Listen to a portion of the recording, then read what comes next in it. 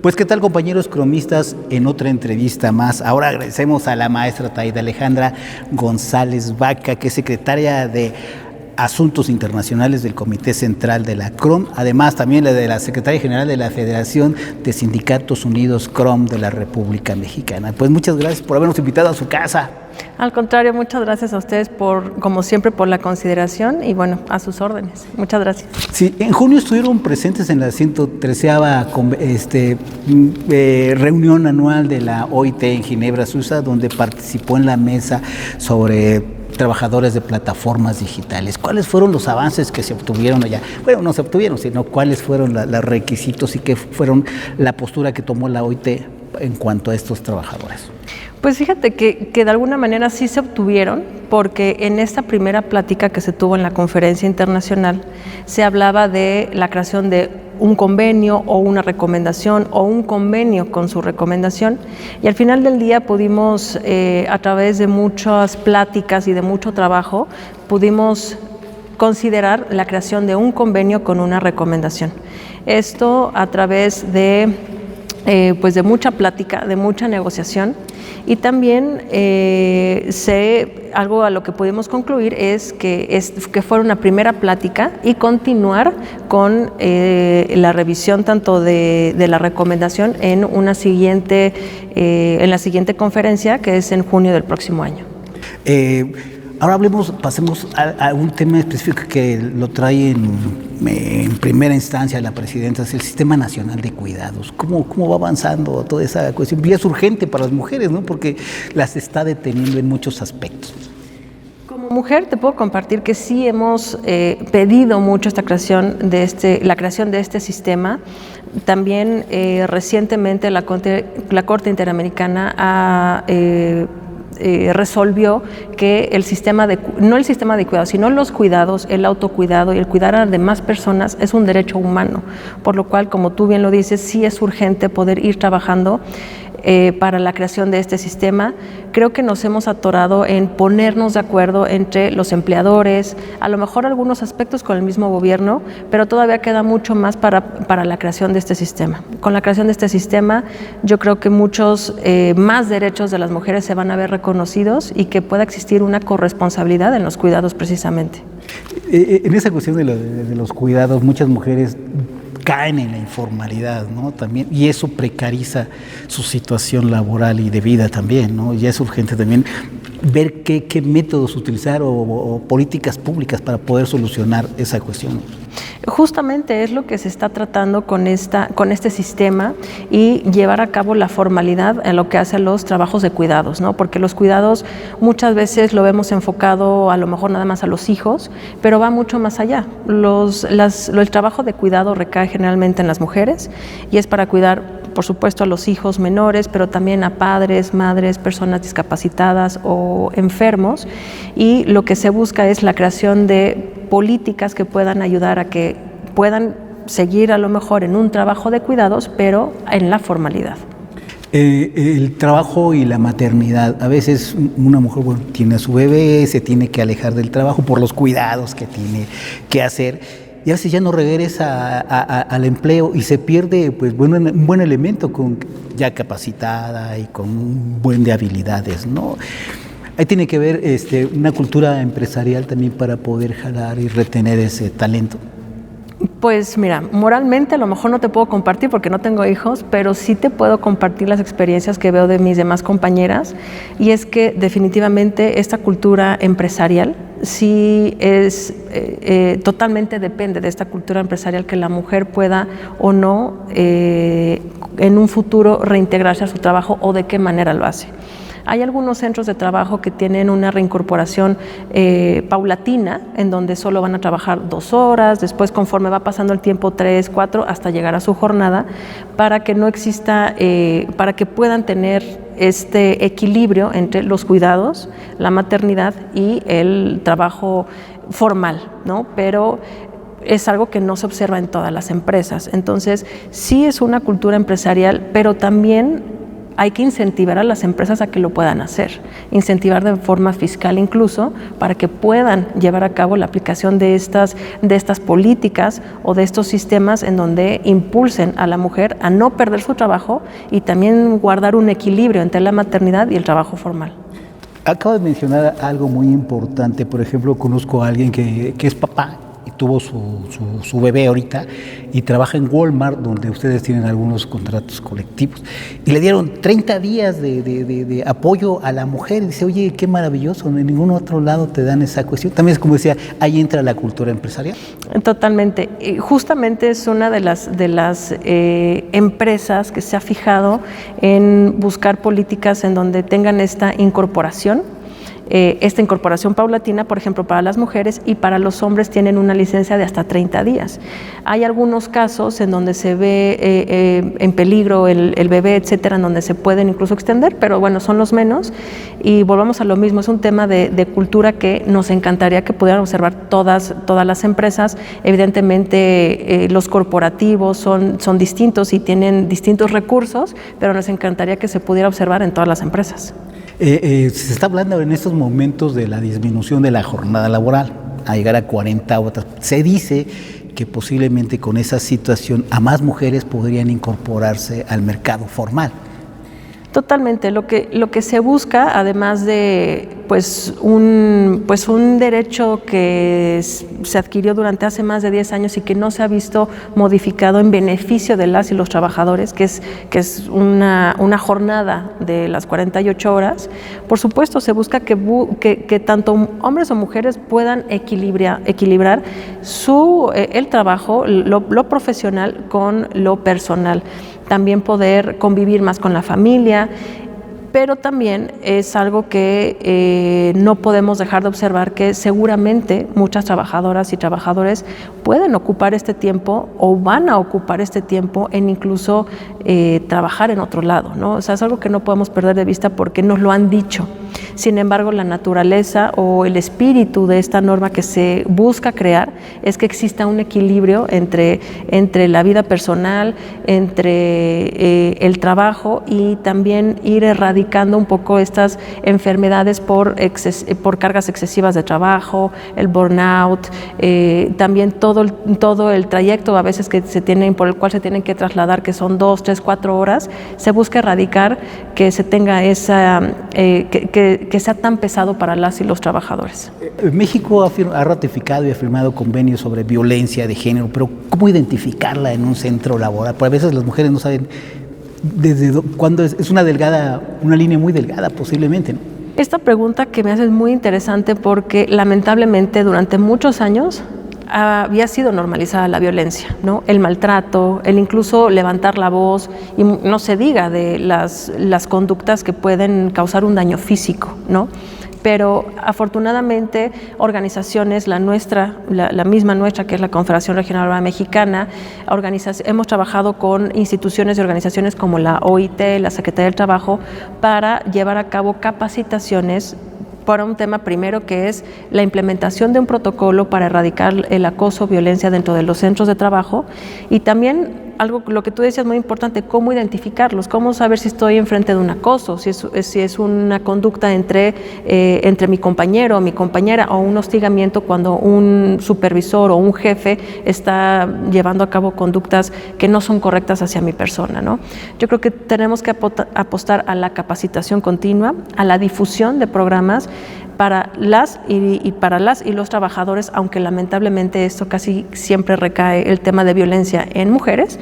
Sin embargo, también es una puerta que se ha dejado abierta para que tanto hombres y mujeres puedan estar informados y puedan denunciar ante una circunstancia de esta naturaleza.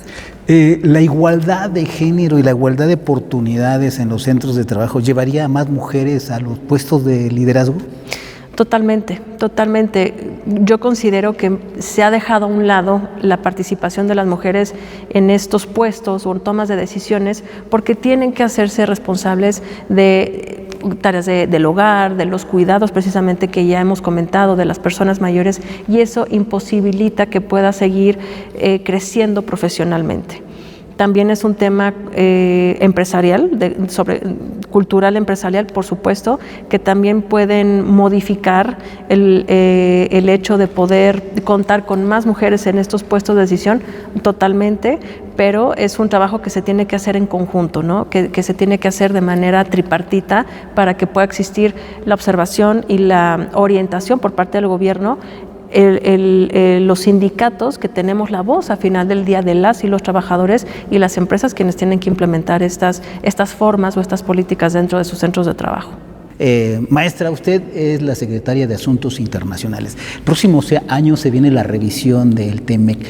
¿Ve algún riesgo para el sindicalismo mexicano esa cuestión? Bueno, con un presidente beligerante y que se ha expresado que no quiere pues más derechos para los trabajadores, ¿no? Pues me gustaría decirte que no veo ningún riesgo, sin embargo, sí existen algunos riesgos que puedan observarse, como lo vimos en la negociación del TEMEC en su momento, en donde se le imponían mayores condiciones a pues las empresas mexicanas, a los sindicatos mexicanos, a su misma estructura, formación, etcétera. Y por supuesto no dejo a un lado que en una próxima revisión pues se siga observando lo mismo, ¿no? Que pueda existir, y quiero ser muy cuidadosa con mis palabras, pero que pueda existir una injerencia mayor de la que debería existir, toda vez que son 3 países los que están negociando, no solo uno, si no estaríamos hablando de una negociación unilateral. Yo creo que lo que tenemos que hacer como sindicatos es seguir unidos. Hemos tratado de crear y mantener esta unidad para que vean que somos fuertes. La reforma del 19 fue una reforma sumamente trascendental que, más allá de debilitarnos, por lo menos a los sindicatos que tenemos vida sindical, nos fortaleció. Y lo que tenemos que hacer como sindicatos, como federaciones y confederaciones, es unirnos a los demás sindicatos para demostrar que tenemos fuerza y que podemos seguir incrementando esta tasa de sindicalización, porque si bien también esta reforma, que atendió precisamente a una revisión, a un capítulo especial dentro del TEMEC, que era la democratización de los sindicatos, sí creció ligeramente un poco la sindicalización, entonces, o la tasa de sindicalización. Lo que tenemos que hacer como sindicatos es unirnos para que todavía más personas, jóvenes sobre todo, que a veces no están enterados de lo que es la negociación colectiva, apuesten a la importancia de la negociación colectiva, a luchar de forma colectiva por los derechos e impulsar y mejorar sus derechos. Algunos investigadores señalan que hay injerencia por parte de sindicatos estadounidenses, por ejemplo, en los mecanismos de respuesta inmediata, ¿no? Para ganar membresía y debilitar. ¿Qué tan cierto es eso? Pues mira, sinceramente se ha hablado. La verdad, yo no podría apuntarte, decirte, porque no tengo algo comprobado. Sin embargo, han habido muchas polémicas al respecto. Algo de lo que se hablaba también es pues de la creación de nuevos sindicatos, cómo surgen, de dónde surgen y cómo surgen económicamente, ¿no? Porque no es sencillo tener, digamos que los recursos para incluso inversión al interior de la República. Si es así, probablemente busquen el debilitamiento de los que ya estamos, pero hace rato te mencionaba, lo que tenemos que hacer los que ya estamos es seguir trabajando para demostrar que no solo, evidentemente, otros sindicatos, pero la CROM, como heredero de la Casa del Obrero Mundial, sabemos lo que es sindicalismo, sabemos lo que es la acción directa, pero también la acción múltiple, como nos lo enseñó nuestro fundador, ¿no? Entonces, ¿qué es lo que tenemos que hacer? Si hay injerencia o no, tenemos que enfocarnos a lo que estamos haciendo como sindicatos mexicanos, a mantener la unión y, sobre todo, a seguir representando bien a nuestros mandantes, que son los trabajadores. Recientemente acaban de tener una conferencia de prensa algunos sindicatos en Estados Unidos y señalan la necesidad de hacer una homologación salarial en algunos sectores, por ejemplo, la automotriz y el industrial, pues para que México no tenga esa desventaja, ¿no? ¿Qué repercusiones habría si es que utópicamente se lograra igualar los salarios, ¿no? Que es difícil. Claro, y es como tú bien lo refieres, claro que sería un tema de utopía, ¿no? ¿Quién no quiere tener un tema de igualdad salarial? Yo creo que todos los países y en todos lados Pero si tú me preguntas a mí, yo lo vería más como una ventaja precisamente para otros estados o para mismos Estados Unidos, quienes a lo mejor buscan regresar a una industria como la automotriz a su país, ¿no? Entonces, evidentemente sería fantástico homologar, pero hay que ver las circunstancias y los casos concretos, ¿no? que es muy complicado. También en esa misma conferencia señalaron que, por ejemplo, ya no pueden exigir sus derechos los trabajadores porque tienen que regirse bajo las reglas de una cuestión que no es estatal, sino es una federal. Bueno, ahí los apoya, ¿no? Y les dicen a los empresarios que no le hagan caso, que pueden seguir violando los derechos. O sea, ahí es una necesidad de juntarse los sindicatos de los tres partidos y luchar regionalmente por los derechos de todos, porque ya tienen buenos salarios, pero no tienen los mismos derechos que aquí, ¿no?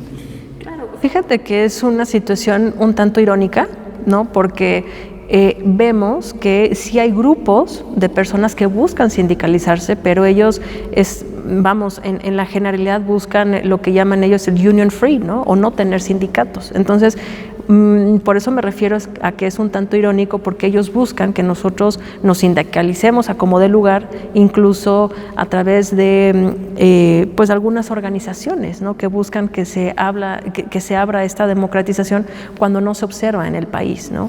Yo lo que creo es que se busca una inestabilidad, pero te repito, nosotros históricamente desde siempre hemos tenido sindicatos, sabemos para qué son, y lo que tenemos que hacer ahorita es no reformarlos porque traen toda la estructura, pero sí adaptarnos a los cambios sociales, a las juventudes, a las nuevas generaciones, y reitero, darles a conocer la importancia de la negociación colectiva. Fundamentar la unión que hubo entre empresarios y sindicatos. Antes era antagónica, la confrontación directa, ¿no? Ahora ya está haciendo la acción múltiple y el Estado ha visto la fuerza, entonces los escucha más, ¿no? Totalmente. Yo creo que a raíz de estos cambios ha tenido que existir una relación un tanto más colaborativa entre los empleadores y los trabajadores. Siempre ha existido este antagonismo, ¿no? Tenemos nuestra historia bien marcada, pero yo creo que ante algunos obstáculos que hemos estado viendo, hemos tenido que ser más colaborativos, y también los empleadores han tenido que ser más colaborativos en favor de, evidentemente, los trabajadores, y para preservar los centros de trabajo. Sin centros de trabajo no hay trabajadores, y sin trabajadores no hay centros de trabajo. ¿Qué tiene que hacer el sindicalismo para volver a ser ese tercer pilar fundamental que fue en los 70s y en los 80s?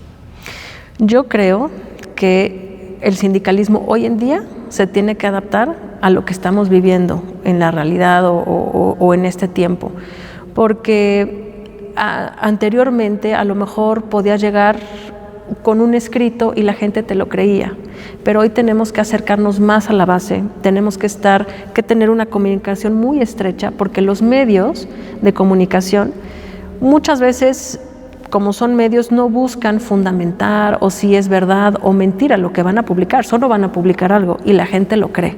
Entonces tenemos que orientarlos, tenemos nosotros como sindicatos que profesionalizarnos para poder representarlos mejor y también poder defender sus derechos. Yo creo que unirnos, profesionalizarnos y adaptarnos a los cambios, sobre todo a los jóvenes, que es yo creo que también, no que los hemos dejado olvidados para nada, pero también tenemos que voltear a verlos, sobre todo porque quieren ser escuchados como trabajadores. Acaban de cumplir 40 años, 4 décadas de trabajo en la federación, y pues una mujer la que está al frente. ¿Cuál es la satisfacción de aquí viene el actual líder nacional de la CROP, de aquí surge, ¿no? La satisfacción que tienes? Pues es una satisfacción muy grande. Me siento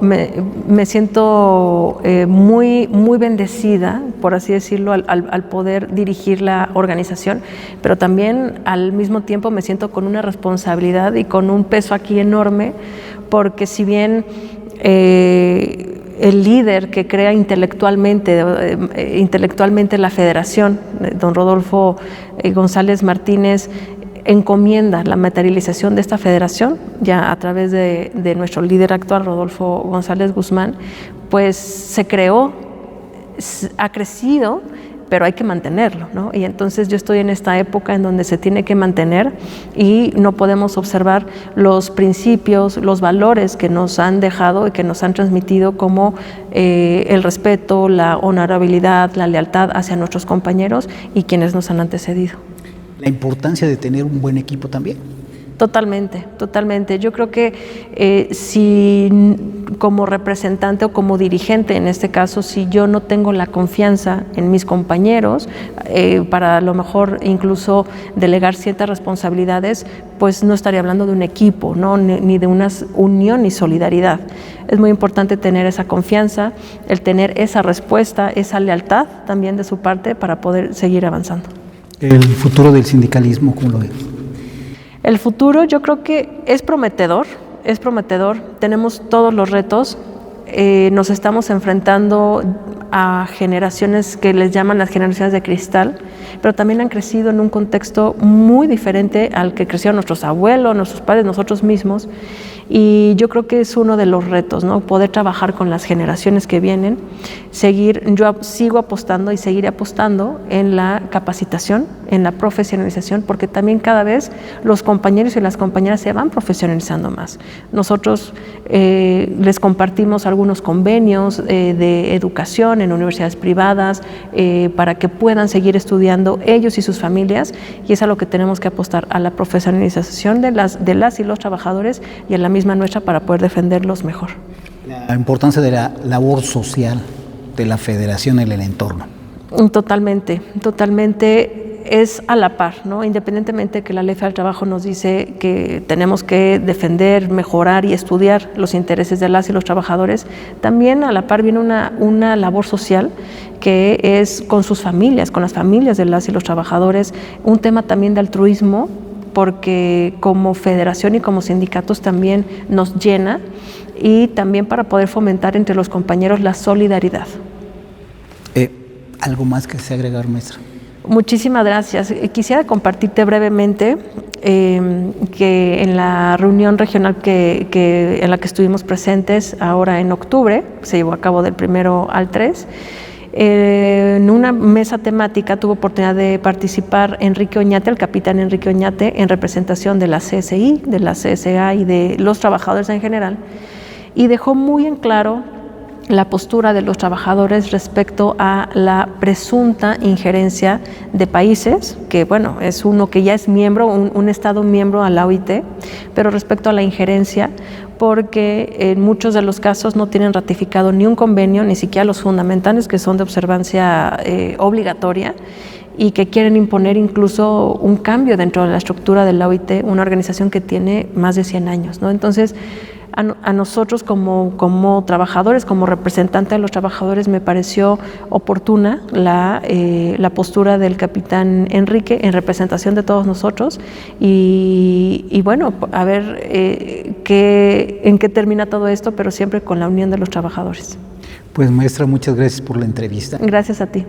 Pues nosotros, compañeros cromistas, le agradecemos la entrevista a la maestra Taide Alejandra González Vaca, quien es la secretaria de Asuntos Internacionales del Comité Central y la secretaria general de la Federación de Sindicatos Unidos CROM de la República Mexicana. Pues muchas gracias y nosotros nos vemos en la próxima.